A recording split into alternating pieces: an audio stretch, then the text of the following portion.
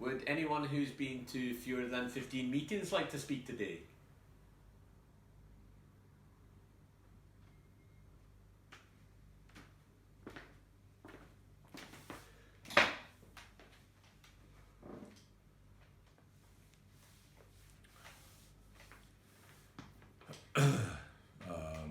My name's Carmen. My brother's an addict. I mean, he was an addict. And this morning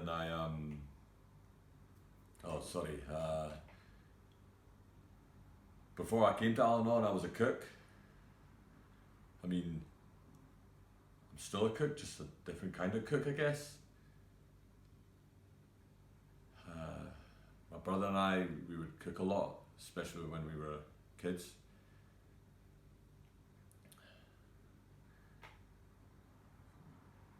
That's when we were closest. Like, food was always our common ground. We wanted to open a restaurant together. Had the name, the vibe, all of it.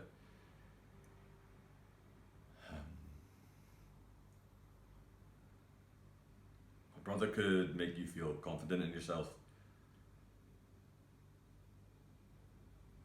Like, when I was a kid, if I was scared or nervous or didn't want to do something, you'd tell me to just face it, like, get it over with.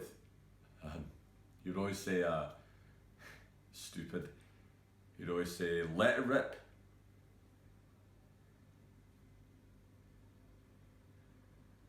He was loud. He was hilarious. And he had this amazing ability.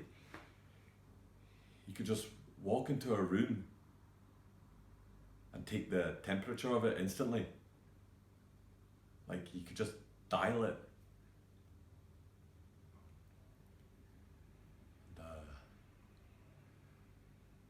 And, I'm not built like that.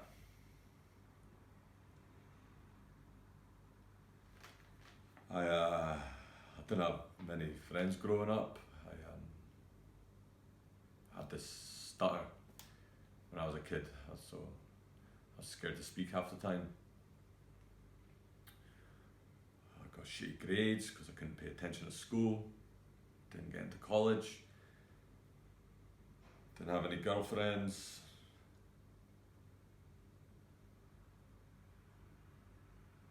I don't think I'm funny.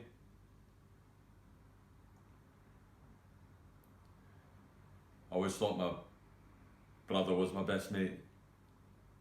Like we just knew everything about each other.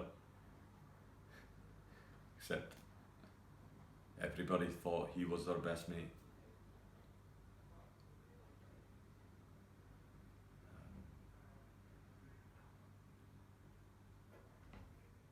I didn't know he was using drugs. What does that say?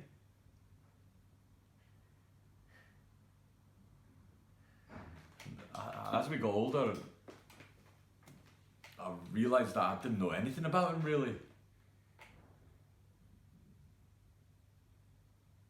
He stopped letting me into the restaurant a few years ago, just caught me off cold.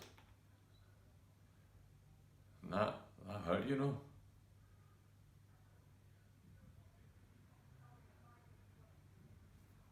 And I think it was that flipped a switch in me where I was just like, okay, fuck you.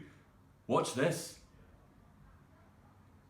And because we had this connection through food and he made me feel so rejected and shitty and lame and uncool, I made this plan where I was going to go work in all the best restaurants in the world. Like, I'm going to go work in real kitchens. Like, fuck mom and dad's piece of shit, right? It sounds ridiculous me saying this right now, but that's what I did. And I got the shit kicked out of me.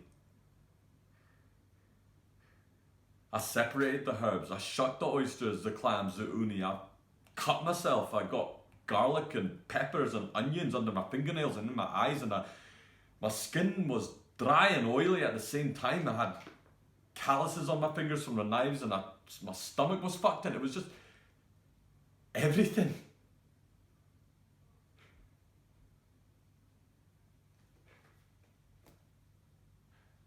I don't know, a couple of years ago this funny thing happened where for the first time in my life I started to find a station for myself. And I was quick and I wasn't afraid. And it was clear, it felt okay, you know. Like I knew what vegetables went together, protein, sauces, temperatures, all that shite. And when somebody new came into the restaurant stage, I'd look at them and I'd be like, I'm gonna smoke this fucker. I felt like I could speak through the food, like I could communicate through creativity. And this kind of confidence, like I was finally like good at something that was new and exciting, and I just want my brother to see that and be like, fuck, good job, man.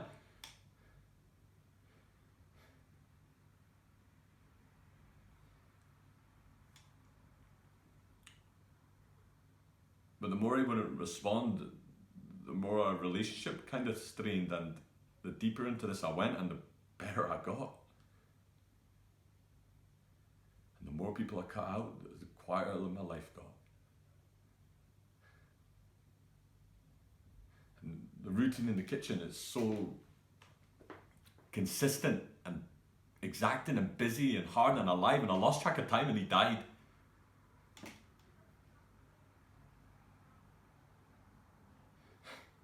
He left me his restaurant.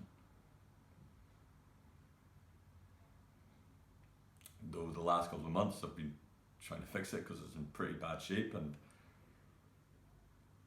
it's clear to me now that me trying to fix a restaurant was me trying to figure out what was happening with my brother. I don't know, maybe fix the whole family, because that restaurant, it does mean a lot to people. It means a lot to me. I just don't know if it ever meant anything to him.